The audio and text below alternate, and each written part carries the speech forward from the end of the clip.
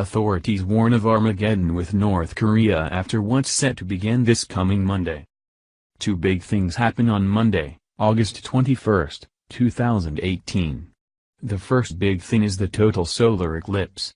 There won't be another eclipse like this for about 7 years, so be sure to view it.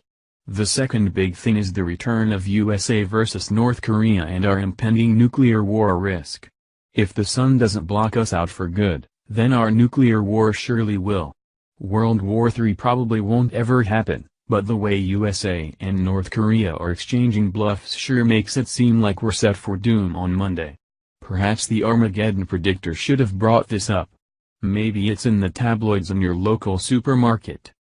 The United States and South Korea will begin joint military exercises on Monday.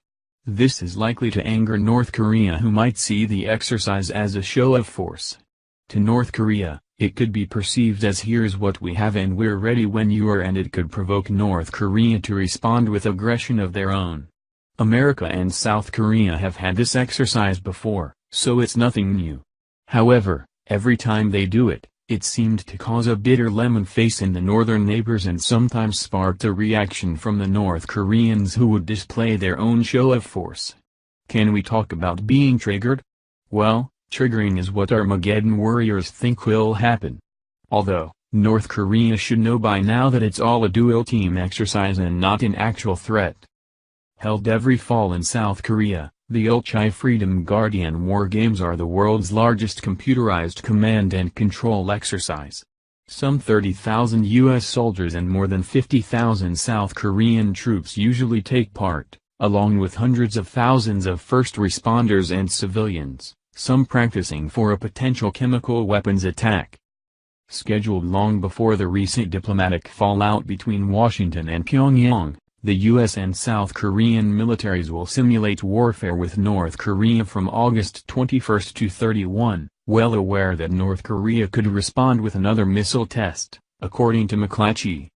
It's rather strange how an annual exercise irritates people. If the USA and South Korea have done this for years, but there's not actual military strikes, then what does North Korea have to worry about? If North Korea sees 2 other locations practicing fake war against them, then wouldn't it be wise for North Korea to ask why? Why are other people preparing themselves for a North Korean strike? Perhaps that's because they don't trust North Korea not to strike. If that's the case, then North Korea should do something to set people at ease, but it doesn't seem like that would ever happen under their current leadership. In light of this perceived provocation by North Korea, which will almost certainly prompt some reaction, Scott A. Snyder, a Korea specialist with the Council on Foreign Relations, said over the course of the next 2 weeks I expect tensions to escalate. This is always a sensitive issue, but it is more hair-trigger as the North Koreans are very sensitive to the likely additional nuclear-capable aircraft flyovers. A reaction to show their own strength is expected and acceptable. An actual attack would be the worst mistake they could make, which could result in retaliatory strikes from USA and South Korea. Showing off one's latest shiny toys is great, but using them without proper provocation is not. While the Pentagon has repeatedly stated that the biannual exercises are defensive in nature, both North Korea and China have long criticized them as a provocation and an affront to regional security. There certainly will be some reaction, said J.D. Williams, a retired Marine colonel and defense policy researcher at the Rand Corporation in California. He said he wouldn't be surprised if North Korea conducted some kind of missile launch, not a test but a defiant demonstration of might. If North Korea launches a missile on Monday, then it's simply to show off their weaponry.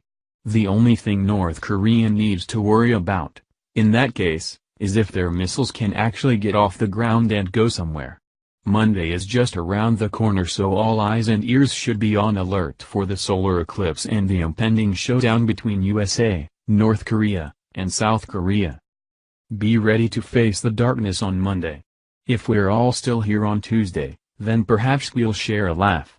With Stephen Bannon out of the White House, there's going to be plenty of interesting news in the next few weeks. Be sure to dial in for every update. Thank you for watching this video. What do you think about this? Share this on Facebook and Twitter along with your comments.